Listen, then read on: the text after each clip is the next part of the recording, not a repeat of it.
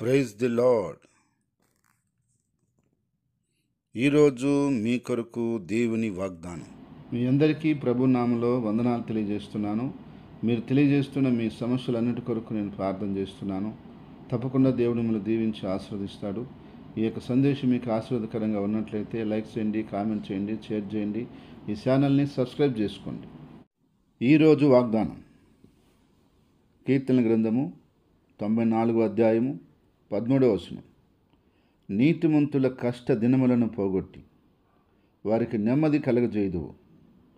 ప్రియ సహోదరి సహోదరులారా, దేవుడు ఈరోజు అద్భుతమైనటువంటి వాగ్దానాన్ని మన కొరకు అనుగ్రహిస్తున్నాడు. అదేమిటంటే నీతిమంతుల యొక్క కష్ట దినాలని పోగొట్టి వారికి నెమ్మది కలగజేస్తాడని చెప్పి ఈరోజు దేవుని యొక్క వాక్యం ద్వారా దేవుడు మనతో మాట్లాడుతున్నాడు.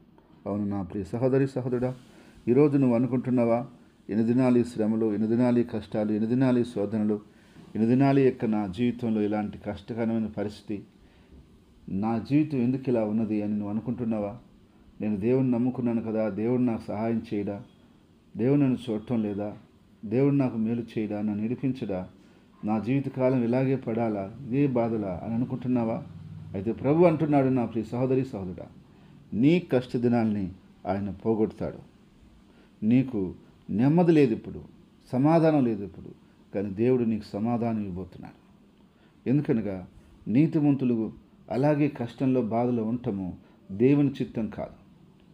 కష్ట దినాలు ప్రతి మనిషి జీవితంలో వస్తాయి, కానీ నీతిమంతుల యొక్క దినాల్లో, నీతిమంతుల యొక్క జీవితంలో దేవుడు ఆ కష్ట దినాలను తీసేస్తాడు.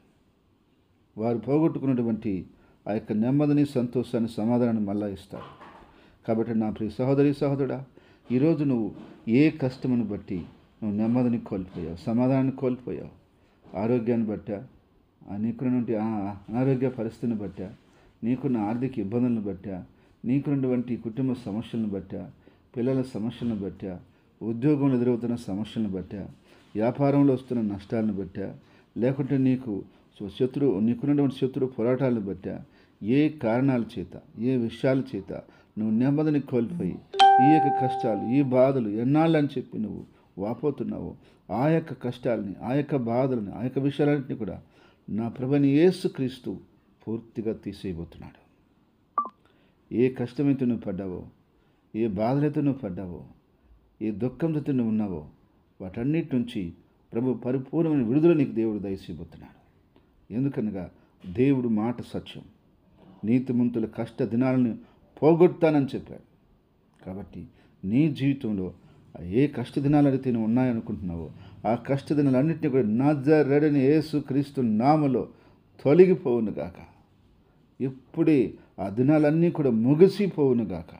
నా ప్రభువైన యేసుక్రీస్తు నీకు సంతోషకరమైన, శుభకరమైన, ఆశీర్వాదకరమైన, నెమ్మదికరమైనటువంటి దినములను, కాలములను, ఆయుస్సును దేవుడు నీకు ఇచ్చి ఆస్వాదించబోతున్నాడు. నువ్వు కోల్పోయినటువంటి ఆ యొక్క నెమ్మదిని, సంతోషాన్ని, సమాధానాన్ని దేవుడు తిరిగి ఇవ్వబోతున్నాడు. నువ్వు నష్టపోయిన ఆశీర్వాదాలు దేవుడు మళ్ళీ ఇవ్వబోతున్నాడు. నువ్వు పోగొట్టుకున్న ఈవులను దేవుడు మళ్ళీ నీకు ఇవ్వబోతున్నాడు. అన్ని విధాలుగా నిన్ను బలపరిచి, దీవించి, కాపాడి, ఆశీర్వదించి వర్ధల చేయబోతున్నాడు. ఆమేన్.